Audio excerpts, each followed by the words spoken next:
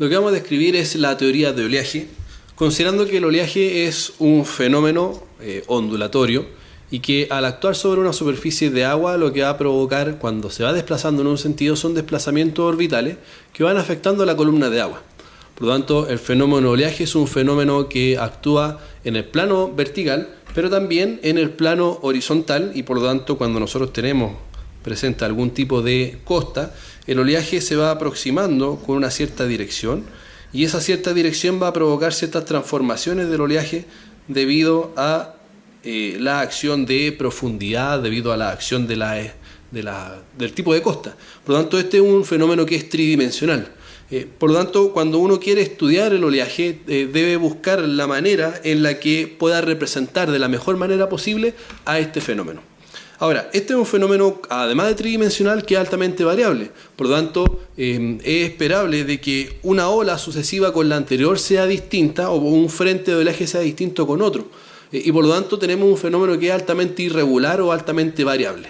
Por lo tanto, una de las primeras simplificaciones para poder desarrollar este concepto es asumir de que el oleaje es un oleaje constante, que es un oleaje regular, y por lo tanto todas las olas son iguales una tras otra, y eso nos permite entonces definir una condición de dominio, donde ese dominio va a ser justamente un ciclo de oleaje, y aquí tenemos dibujado lo que es una ola desde la cresta hasta la otra cresta, y por lo tanto ahí tenemos contemplado un ciclo. Lo que tenemos acá dibujado es el nivel de agua, y por lo tanto, como tenemos nivel de agua, desde el nivel de agua hasta el fondo lo que vamos a tener es la profundidad, que se denota H. Ojo que en algunas literaturas también se describe la profundidad como la letra D, ¿ya? Pero en este caso vamos a utilizar la profundidad como H. Por otro lado, la distancia vertical entre la cresta y el valle de una onda se denota con la letra H y que corresponde a la altura de la ola. Y por otro lado, el ámbito de acción que vamos a tener va a ser en un ciclo de ola, y que si lo miramos desde el punto de vista espacial, eso va a corresponder a una longitud, y si lo miramos en el caso temporal, eso va a corresponder a un periodo. Por último, tenemos una última condición a considerar y que tiene que ver con la desnivelación, que es la superficie libre, y eso se denota con la letra eta, ¿ya? Entonces, hecha esta propuesta de dominio, entonces lo que a nosotros nos va a interesar es poder describir por medio de formulaciones su comportamiento tanto en la cinemática, como es el movimiento, y por lo tanto todos los desplazamientos orbitales que se van produciendo, y por lo tanto ahí vamos a estar distinguiendo tanto el comportamiento de la ola en general como los efectos que produce esta en la columna de agua. Y por otro lado también vamos a tratar de describir la componente dinámica, que tiene que ver con cómo esta ola va interactuando con el medio, y ahí tenemos los efectos de la gravedad y tenemos efectos también de la presión. Por lo tanto, vamos a comenzar en ese sentido planteando o teniendo en cuenta este dominio, y por lo tanto una de las primeras ecuaciones a considerar es la ecuación de la conservación de la masa. ¿Ya? La ecuación de la conservación de la masa, en ese sentido, esta es una ecuación planteada para cualquier fluido, en el que tenemos variación de la densidad en el tiempo, las variaciones espaciales de la densidad y las variaciones de los movimientos, la componente cinemática dentro de la columna de agua. Sin embargo, uno de los supuestos que vamos a considerar para describir el oleaje es que, por una parte, la densidad es constante, y por otro lado que la densidad es un fenómeno que es homogéneo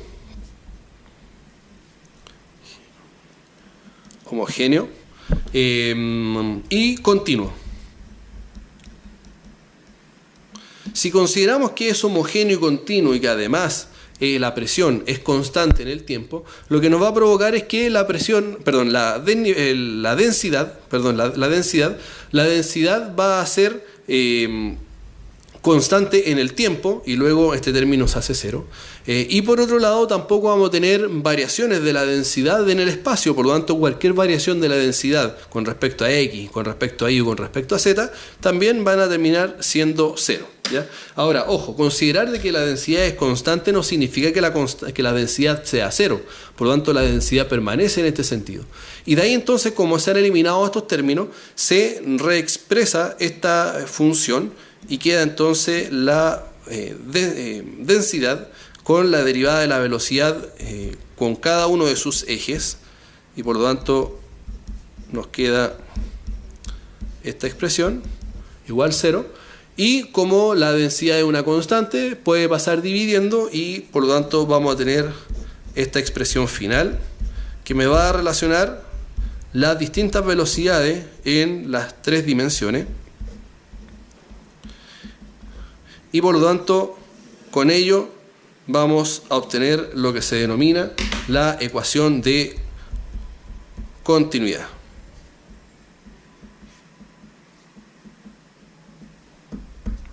Ahora bien, teniendo en cuenta la ecuación de continuidad que se expresa por medio de esta función, uno de los problemas, una de las grandes problemáticas que tenemos para desarrollarla es que tenemos distintas variables, que en este caso son las velocidades, y tengo una única ecuación.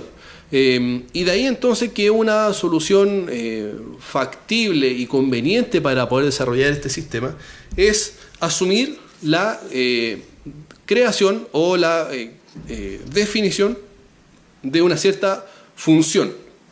Una función que vamos a llamar función potencial de velocidades, que en realidad no vamos a ver cuál es su forma. De hecho, un objetivo dentro de este proceso es saber qué características desde el punto de vista de la estructura tiene esta función potencial. Sin embargo, una de las cosas que sí sabemos son sus propiedades. Y sus propiedades son que si esa función potencial la derivamos con respecto al espacio, vamos a obtener la velocidad en esa dimensión en factor negativo, ¿ya? Para que tengan en cuenta, también es posible desarrollar este principio asumiendo que estas derivadas son valores positivos, pero eso en el resultado final nos va a dar una estructura con ecuaciones con algunas diferencias. Por lo tanto, sugiero mantener el mismo concepto que aparece descrito acá, que es a partir de los valores en términos negativos. Por lo tanto, si tenemos definida esa función potencial y además considerando que tenemos la ecuación de continuidad, entonces es posible reemplazar esos valores de velocidad que aparecen en la ecuación de continuidad con las expresiones en función del valor de función potencial de velocidades. Y eso nos permite reexpresar este término como la segunda derivada de la función potencial con respecto a x más la segunda derivada de la función potencial con respecto a y más la segunda derivada de la función potencial con respecto a z, y eso es igual a 0. La gracia que tiene esta expresión que tenemos acá es que este es el término conocido como la ecuación de Laplace. Y la otra característica relevante que tiene esta ecuación de Laplace es que todo el concepto que se está trabajando o toda la ecuación está en función de una única variable, y que la característica que tiene esta variable es que me permite identificar toda la componente cinemática, y por lo tanto esta va a ser nuestra ecuación de gobierno para el dominio que hemos establecido por medio de esta figura. ¿Ok? Bueno, dado que tenemos el dominio y tenemos la ecuación de gobierno, para poder resolver cualquier sistema se requiere entonces definir las condiciones de contorno, y por lo tanto vamos a dejar guardada hasta cierto punto la característica de la función potencial, y ahora entonces vamos a definir cada una de sus contornos. La primera condición de contorno que vamos a considerar es la condición cinemática temporal, y que corresponde a una de las dos condiciones cinemáticas relacionadas con el proceso cíclico del oleaje. Me explico. Como es condición cinemática temporal, lo que se va a considerar es que la función potencial válida en cualquier posición en x, y, z, t va a ser igual en cualquier otra posición x, pero en este caso, condición espacial x, y z, y como estamos mirando una condición temporal, va a ser equivalente en cualquier otra condición, pero un ciclo después en el tiempo, y eso corresponde a un periodo. Por lo tanto, la condición cinemática temporal lo que dice es que la función potencial de velocidades en el espacio, pero en un tiempo dado, va a ser equivalente en el mismo espacio, pero si en el tiempo yo transcurro un periodo. Si lo miramos desde el punto de vista de la ecuación del dominio que se está planteando, todo lo que ocurra en ese punto en específico, cuando ocurra un periodo, vamos a volver a estar en el mismo punto. Y por lo tanto, todas las condiciones cinemáticas de ese punto van a ser equivalentes. ¿Ya? Ahora, como tenemos definida esa condición temporal, podemos definir otra muy parecida, que es la condición cinemática lateral, y que corresponde al mismo principio, pero ahora definido en la otra dimensión del ciclo. Antes lo definimos en términos del tiempo, ahora lo definimos en términos del espacio. Y por lo tanto, la función potencial en cualquier punto y espacio va a ser igual a la función potencial cuando estemos ahora a una longitud, que es otro ciclo, ¿ya? Y por lo tanto, I, Z, T. Y esas dos condiciones de contorno entonces me van a referir a las condiciones cinemáticas de periodicidad, y que en este caso es la repetición del ciclo, ya sea en el tiempo o ya sea en el espacio. ¿Ok? Por lo tanto, tenemos definidas en cierto modo las condiciones laterales para la obtención de este campo cinemático. Por otro lado, tenemos la condición de fondo. Y la condición de fondo, que es la expresada al final, va a ser expresado por medio de este término, donde si ustedes notan, el primer término que está expresado en la izquierda corresponde exactamente al valor de la velocidad vertical, ¿sí? Y por lo tanto esta ecuación lo que está planteando es la velocidad vertical en el fondo, evaluada en el fondo, por lo tanto en z igual menos h, que varía en el espacio y en el tiempo. Pero esta velocidad que se produzca en el fondo va a ser equivalente a cualquier cambio que se produzca en la profundidad en el tiempo con cualquier cambio que se produzca a nivel de fondo en términos de las ciertas velocidades horizontales. Explico mejor. Si ustedes notan, esta terminología que está acá corresponde justamente al de la velocidad horizontal en el eje X, y este otro término corresponde al eje Y. Ya habíamos dicho que este primer término correspondía al eje en Z. Ahora, como notan en este término, está multiplicado por la derivada de la profundidad con respecto al espacio, en este caso con respecto a X, y por lo tanto, que aparezca esta derivada lo que quiere decir es que ante la presencia de un fondo que tenga una cierta pendiente, esa pendiente va a estar descrita justamente por una variación de la profundidad en la medida que yo tengo definida una variación en el espacio, ¿ya? Y por lo tanto esto corresponde a la pendiente de fondo. ¿Por qué aquí aparece una componente que es de velocidad vertical? Por la sencilla razón que si esto uno lo mira de manera diferencial, uno pudiera considerar una primera parte en la que el fondo quizás pudiera ser horizontal, y por lo tanto acá vamos a tener una cierta velocidad U, que es efectivamente horizontal, pero al considerar un avance diferencial, lo que vamos a tener con esta velocidad es que esta velocidad va a ser deformada, y va a ser deformada a nivel de fondo, ¿ya? No puede continuar completamente horizontal, porque si continuara completamente horizontal, entonces acá se formaría un vacío, ¿sí? Y por lo tanto, como hay una deformación del fondo, lo que se va a provocar con esta velocidad U, ¿ya? Que tiene una cierta magnitud, esa magnitud que se presenta en esa velocidad U va a ser la misma que se presenta acá en esta componente, y como se produce inclinada, entonces se produce una componente que es horizontal y una componente que es vertical. Y esa componente que es vertical, que es U', la podemos denominar entonces como, o obtener como, la velocidad de fondo, que en ese caso va a ser el valor de U, multiplicado por la derivada o la pendiente de fondo, ¿sí? La derivada de la profundidad con respecto al espacio. Y con eso entonces, que está acá, me permite explicar una componente vertical debido justamente al efecto de la pendiente de fondo sobre la generación de las velocidades horizontales. La de superficie tiene una característica muy parecida a la de fondo, y en ese caso la estructura sigue siendo la misma, con la diferencia que en vez de que varíe con respecto a la profundidad, ahora varía con respecto a la desnivelación. Sigue siendo una velocidad vertical en superficie, sigue siendo determinante en cuanto a velocidades horizontales, pero la diferencia es que ahora estamos trabajando a nivel de superficie. Y dado que depende a nivel de superficie, entonces esta estructura que definíamos anteriormente respecto a los cambios en el fondo, ocurre lo mismo pero mirado desde el punto de vista de las variaciones en superficie. Por lo tanto, tenemos de nuevo una explicación del comportamiento cinemático de superficie, producto de la generación de componentes verticales debido a las pendientes de superficie, tanto en la componente X como en la componente Y, y por otro lado tenemos la variación de la desnivelación en el tiempo, y por lo tanto eso es una muestra de cómo esto se va cambiando en la medida que la ola se va propagando, y la suma de todas esas componentes de velocidad vertical es la que me va a entregar la resultante de velocidad vertical a nivel de superficie. Ok, tenemos definidas entonces todas las condiciones cinemáticas, condiciones de contorno, pero la parte que nos falta es la definición de cómo se involucra este dominio con la componente dinámica y en particular con los efectos de la gravedad y la presión.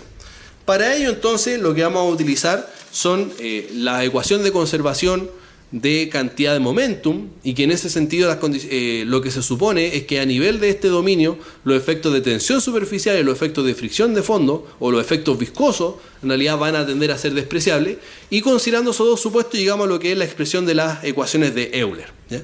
Las ecuaciones de Euler entonces lo que hacen es balancear tanto los efectos de cantidad de momentum, por una parte, como los efectos de presión y como los efectos de aceleración, dependiendo de las dimensiones. En ese sentido, la componente vertical es la única que tiene aceleración porque tenemos la aceleración de gravedad. ¿Ya? Eso entonces, considerando que están todas esas componentes puestas ahí entre medio, nos da la posibilidad de hacer los reemplazos correspondientes, volviendo la ecuación en una estructura un poco más compleja. Sin embargo, ahí aparece de nuevo la derivada con respecto al tiempo de la velocidad vertical. Aquí tenemos la derivada con respecto al tiempo de la velocidad vertical que corresponde a la derivada de la función potencial con respecto a z. Así, para cada uno de los términos se han generado los reemplazos correspondientes, generándose esta nueva estructura. Ahora bien, considerando que hay capacidad de generar la permutación de las derivadas en cada caso, es posible entonces sacar de ahí o transformar derivadas que están con respecto a X y luego con respecto a Z, transformarlas a condiciones que están primero derivadas con respecto a Z y luego derivadas con respecto a X. En este caso los signos han sido cancelados dado que hay una multiplicación de ellos, y por lo tanto la reescritura de esta ecuación por medio de esta transformación lo que permite es dejar todo expresado por medio de derivadas con respecto a Z, ¿sí? Hacer este factor de derivar con respecto a Z nos va a entregar posteriormente el beneficio de que si integramos todo con respecto a Z, el cálculo se va a volver un tanto más sencillo. Sin embargo, esta expresión es un tanto compleja de entender y analizar, porque lo que está planteando es que este término corresponde a la velocidad horizontal en el eje Y, B, como aparecía escrito en este término, multiplicado por la derivada de esa velocidad con respecto a Z. Sin embargo, si consideramos que vamos a utilizar una función que se llame A, que depende de Z, y que por lo tanto la vamos a escribir como A, luego cuando nosotros tenemos una derivada con respecto a Z de este término, vamos a obtener la siguiente estructura. Primero, el valor constante, que va a seguir siendo un medio. Luego, el exponente pasa a multiplicar y por lo tanto queda A. Y hasta ahí uno diría, estoy tranquilo, pero no hay que olvidar que esta es una función que está al cuadrado y por lo tanto se debe multiplicar por, considerando la regla de la cadena, por la derivada de ese argumento, y eso entonces nos va a implicar que esté la derivada de A con respecto a Z. Si uno cancela esos dos términos, luego puede darse cuenta que aparece en este caso el valor de A multiplicado por la derivada de A con respecto a Z. Ahora, asumamos que A, para efectos de simplicidad, va a ser la derivada de la función potencial con respecto a Y. Y eso entonces nos permite modificar esta estructura a señalar que es la derivada de la función potencial con respecto a Y por la derivada con respecto a Z. ¿De qué cosa? Del valor de A, que corresponde a la derivada de la función potencial con respecto a Y. Por lo tanto, pueden notar que este término que se observó acá es el mismo término que el que está presentado aquí, y por lo tanto esta estructura se puede rearmar en función de una derivada a partir de este término. Y eso permite la reagrupación de términos, porque este término que está acá en realidad corresponde a la derivada con respecto a Z de la derivada de la función potencial con respecto a Y al cuadrado por un medio, ¿sí? ¿Qué ganamos con eso? Ganamos reestructurar todo. Ahora todo depende de la derivada con respecto a z. Tenemos términos que están por separado, y como todo depende con respecto a z en términos de derivada, lo que podemos conseguir acá es la derivada, es la integración de toda esta expresión con respecto a z. Y por lo tanto vamos a tener la integral con respecto a z de todos estos términos, y por lo tanto, como en esta primera parte va a ser la integral de la derivada, finalmente se van a cancelar esas derivadas con las integrales correspondientes. En el caso de la derivada de la presión con respecto a z, entonces se va a generar la integral y ahí se va a cancelar entonces la derivada, y luego queda solamente la aplicación de la integral de g con respecto a z, ¿ya? Si desarrollamos esa simplificación, entonces lo que tenemos es la cancelación de las derivadas, dado que se está generando la integración, y luego entonces tenemos la presencia de estos términos. Estos otros términos, que están todos multiplicados por un medio, se factorizan por un medio, y entonces quedan las derivadas de la función potencial en el espacio al cuadrado, factorizados por un medio. En el caso de el cálculo de la derivada de la presión, se integra y por lo tanto queda la presión dividida en la densidad, y como está en negativa al este lado del igual, se pasa al otro lado, queda como positivo, ¿sí? Y lo mismo en el caso de G, está negativo, se pasa al otro lado positivo, y se genera entonces la expresión de la integral. Y como estamos trabajando con integrales indefinidas, entonces aparece la constante C1, que es la denominada constante de Bernoulli. Y bueno, eso en realidad nos pone en antesala de que el resultado de la integración es justamente la ecuación de Bernoulli, la cual la vamos a aplicar para la condición de evaluación de z igual desnivelación, y por lo tanto esto pasa a constituir la condición dinámica de superficie. La característica que tiene esta condición o esta condición dinámica de superficie es que incorpora los efectos de la presión, los efectos de la gravedad dentro de lo que es el campo de la cinemática, y relacionado con lo que es Bernoulli, justamente relaciona toda la componente cinemática, tanto temporal como espacial, los efectos de energía asociados a presión y los efectos de energía asociados a posición, la parte potencial, ya en cuanto a lo que es la elevación. Bien, entonces, considerando todos estos elementos,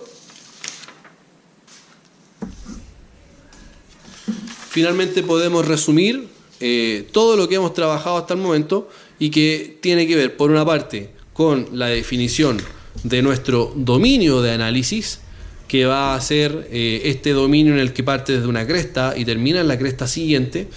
Su ecuación de gobierno va a ser la ecuación de Laplace. Tenemos condiciones cinemáticas lateral, que tiene que ver con la repetición de una longitud. Tenemos una condición cinemática temporal, y que ahora es la repetición de un periodo, y por lo tanto la función potencial sigue siendo la misma. Tenemos una condición cinemática de fondo, asociado a los cambios en las profundidades en el tiempo y los cambios en el fondo debido a variabilidades, y por lo tanto con ello cambian también las velocidades horizontales que generan componentes verticales. Lo mismo la condición cinemática de superficie, donde la velocidad en superficie corresponde a la variación de la desnivelación en el tiempo, más estas variaciones de las componentes horizontales en verticales, producto de las pendientes que se producen en superficie. Y por último, la condición dinámica de superficie, que la explicamos al final y que tiene que ver con el planteamiento de la ecuación de Bernoulli, ¿ya? Todo esto también aplicable en z igual eta, que corresponde a la superficie, ¿ya?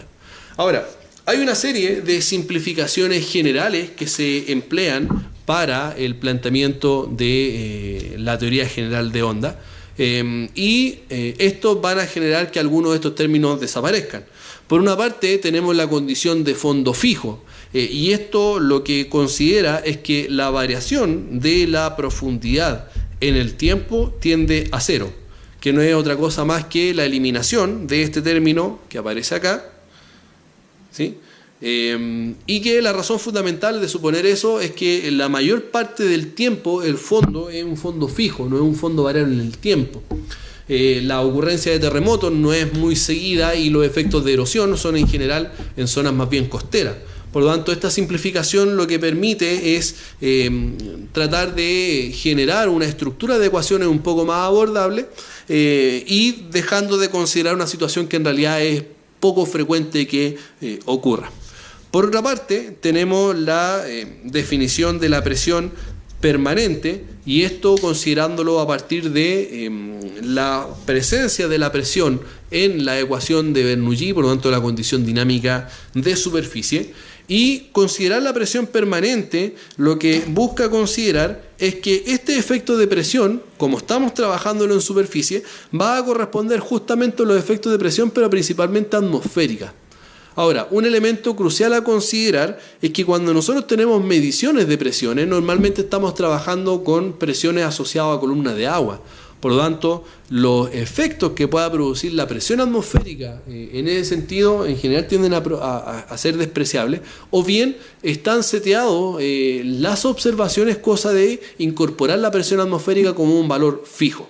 De ahí entonces que considerar la presión permanente lo que permite es que en vez de considerar la presión, simplemente me preocupo de las variaciones de presiones que se puedan producir en el entorno en el que estoy trabajando, ya sea porque hay aumento de presión por condición de buen tiempo o disminución de presión por condiciones tal vez asociadas a lluvia, etc. Y por lo tanto ahí hay una primera transformación. Sin embargo, la siguiente transformación, que considera presión constante, lo que considera es que justamente los efectos de la presión tienden a cero y por lo tanto no vamos a tener efectos de presión atmosférica que se estén considerando variables en el tiempo. De ahí entonces esta transformación de la presión como diferencial de presión y la diferencial de presión considerándolo constante tiende a cero, permite entonces que este término dentro de la condición dinámica de superficie es eliminada. Ok. Planteado entonces esas simplificaciones generales, lo que tenemos es un planteamiento general de la teoría general de onda, considerando ecuación de gobierno y condiciones de contorno. Recordando que el objetivo principal de todo este planteamiento es la obtención de la función potencial de velocidades, por la sencilla razón de que si yo obtengo la función potencial de velocidades, entonces puedo obtener el campo cinemático, velocidades. Si tengo velocidades, puedo derivar con respecto al tiempo y obtengo aceleraciones. Si integro con respecto al tiempo, esta velocidad va a tener desplazamiento y con ello entonces voy a poder describir todo el comportamiento que se produzca en la columna de agua y de esa manera entonces poder describir todos los efectos de movimiento producidos por la acción del oleaje. ¿Cuál es la mala noticia? Desafortunadamente esta estructura que se presenta no tiene solución analítica y como no tiene solución analítica entonces no es posible contar con una función potencial que satisfaga las condicionantes que se están produciendo en este sistema. Ahora bien, como eso no puede implicar que nos quedamos sin desarrollar esta ecuación, de ahí que se plantean una serie de simplificaciones que permitan llegar a una solución. Y ese planteamiento de distintas soluciones es lo que se plantea como la teoría lineal del oleaje, ¿ya? Donde la teoría lineal del oleaje es también denominada oleaje de pequeña amplitud, también denominado Stokes de primer orden o la teoría de Airy, ¿ya? Y a partir de ello entonces se van a generar una serie de simplificaciones necesarias para poder llegar a un planteamiento de soluciones que sea más abordable. ¿Ok? Bien. El primer supuesto a considerar es oleaje de frente largo. Y considerar oleaje de frente largo, lo que supone, desde el punto de vista del supuesto, es asumir que las ondas son muy largas. Imaginen que esto es una plancha de zinc y por lo tanto, cuando son una plancha de zinc, entonces puedo identificar sus canales. Y supongamos que esto es un oleaje, ¿ya? Cuando tenemos esa condición y yo hago un corte transversal dentro de esos frentes de oleaje, entonces lo que yo voy a observar son ondulaciones, ¿sí? Y por lo tanto el comportamiento que tiene el oleaje en su propagación. Pero si yo hago un corte longitudinal, lo que voy a observar en ese sentido es una constante. Si ahí asumimos de que este movimiento o esta dirección está en X y esta otra está en Y, luego lo que me va a entregar el supuesto de oleaje de frente largo es que todas las variaciones en Y van a tender a cero y por lo tanto transformo un oleaje que es tridimensional en un oleaje que es bidimensional, ¿ya? Y por lo tanto con ello puedo generar simplificaciones de todos los términos que dependen de I.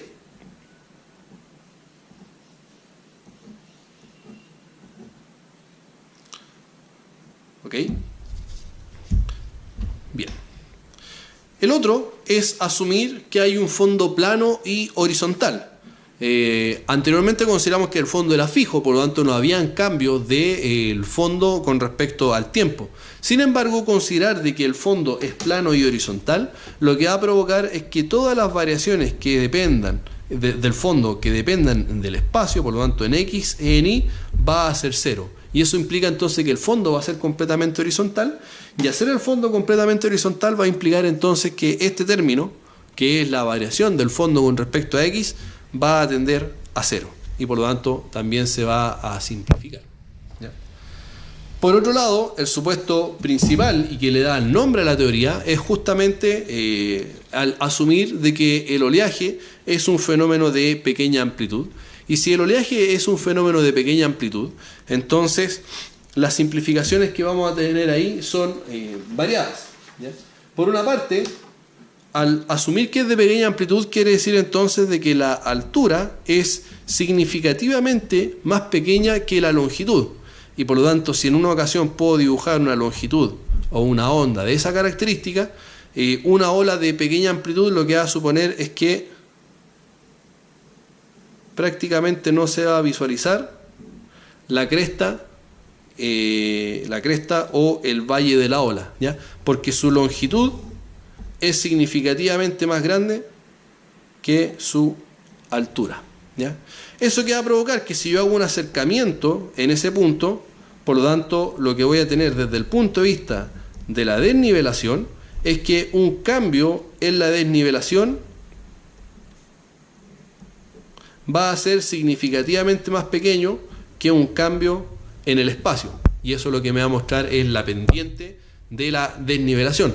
Por lo tanto, esto que va a ser una pequeña amplitud, lo que va a terminar provocando es que la derivada de la desnivelación con respecto al espacio va a tender a cero, ¿sí? Oleaje de pequeña amplitud.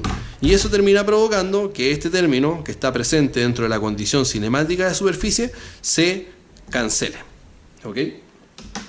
Por otro lado, vamos a tener que, a partir de la descripción que tenemos del oleaje, que en la medida en que estos desplazamientos orbitales van a ser grandes cuando la altura sea grande. Y por contrapartida, si la altura de ola es pequeña, estos desplazamientos orbitales son cada vez más pequeños. Por lo tanto, es esperable que si los desplazamientos orbitales sean pequeños, las velocidades asociadas a esos desplazamientos orbitales también sean pequeños, ¿ya? Y si notamos dentro de la condición dinámica de superficie, lo que tenemos expresado en este término es justamente la velocidad U y en este otro término la velocidad W. Y por lo tanto, si producto de que el oleaje es de pequeña amplitud, entonces estos desplazamientos orbitales son pequeños, luego estas velocidades son pequeñas y como están al cuadrado son aún más pequeñas. Y eso me permite entonces generar una simplificación de todo este término. Y aquí es lo interesante, que esta era la única componente dentro de todo el sistema de ecuaciones que tenía una componente no lineal.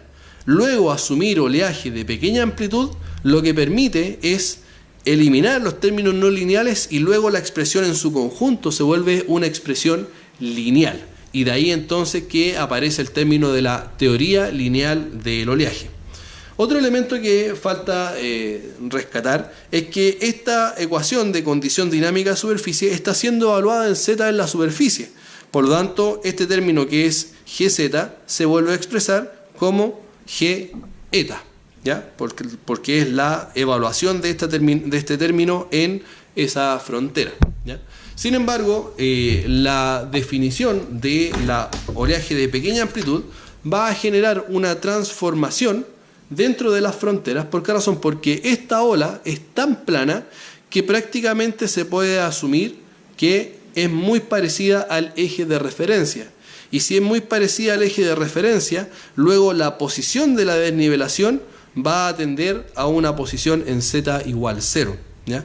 Por lo tanto, en la situación en la que estábamos en z igual a la desnivelación, en realidad vamos a estar muy cercanos en una condición de z igual 0, y por lo tanto en este caso la evaluación de la condición cinemática de superficie y la condición dinámica de superficie va a ser una estructura que se va a presentar en z igual 0. ¿Okay? Bueno, hechas esas simplificaciones que se han presentado, tenemos una eliminación de una variedad de términos, y eso permite entonces que la estructura general sea simplificada a partir de lo que tenemos acá, donde la ecuación de gobierno se elimina el término central y aparece entonces la ecuación de Laplace sin el término i, lo mismo que en la condición cinemática lateral y en la condición cinemática temporal. En el caso de la condición cinemática de fondo, la variación del fondo en el tiempo ha sido eliminada previamente, y ahora, producto de fondo fijo, fondo plano y horizontal, se elimina el resto de los términos. Por lo tanto, la condición cinemática de fondo es que la velocidad vertical en el fondo es 0, lo cual es concordante con el comportamiento esperado para una situación de este tipo. En el caso de la condición cinemática de superficie, la velocidad vertical se va a expresar solamente por medio del cambio de la desnivelación en el tiempo, dado que los otros términos fueron cancelados. Y en el caso de la condición dinámica de superficie, vamos a tener solamente la presencia de la derivada de la función potencial con respecto al tiempo y el término g eta. Uno de los supuestos también que faltó señalar con respecto a la teoría lineal del oleaje es asumir que la constante de Bernoulli también sea 0. De ahí entonces que la expresión finalmente se presenta según lo que está antecedido en esta imagen. Bien, dado que tenemos la condición, condiciones de contorno, tenemos dominio, ecuación de gobierno, y tenemos el dominio en el cual hemos trabajado, luego este tipo de sistema de ecuaciones sí tiene solución analítica, y por lo tanto sí es posible encontrar su función potencial, y esa función potencial finalmente es la que se expresa a continuación, donde la función potencial, importante señalar con respecto a la TLO, va a corresponder a menos altura media por G por omega, y ojo, este no es el W de la velocidad vertical que teníamos expresada anteriormente, sino que en realidad eso corresponde a la frecuencia angular, donde la frecuencia angular es 2pi partido por el periodo. El coseno hiperbólico, que es una función trigonométrica hiperbólica que multiplica un factor k, que ese factor k va a corresponder al número de ola, y que el número de ola es 2pi partido por L. Y luego va a aparecer un seno de kx menos omega t, donde este término acá, kx menos omega t, va a corresponder a lo que se denomina la fase de la ola, y que en general se representa por el término teta. ¿Ya? Ahora, esa fase de la ola está relacionado con k, que es la componente espacial, porque justamente está asociado a x, y cuando tenemos el cumplimiento de una longitud, entonces lo que vamos a tener es el cumplimiento de un ciclo, y por lo tanto la evaluación va a ser 2pi. Y en el caso de la componente temporal, la evaluación del tiempo en un periodo va a implicar entonces la cancelación de periodo con periodo, y va a quedar entonces 2pi como un ciclo, ¿sí? Luego entonces esta estructura lo que muestra es una componente que es constante, que depende de la altura, depende del periodo, depende de la profundidad y depende de una variabilidad asociada al ciclo de la ola, y que tiene que ver un poco con la fase.